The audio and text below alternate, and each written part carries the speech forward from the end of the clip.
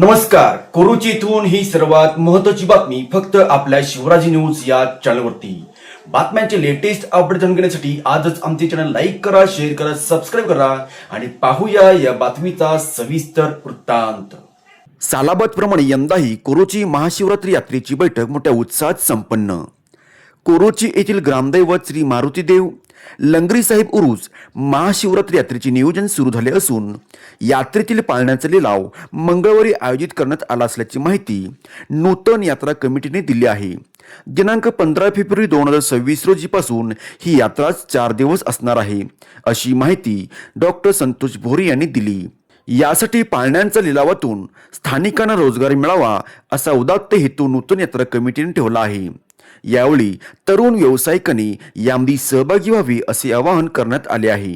यावेळी सर्वच यात्रा कमिटीचे सदस्य, लोकनियुक्त सरपंच डॉक्टर संतोष भोरे व आदी पदाधिकारी मोठ्या संख्येने या बैठकीला उपस्थित होते. बघत राहा फक्त शिवराजी न्यूज.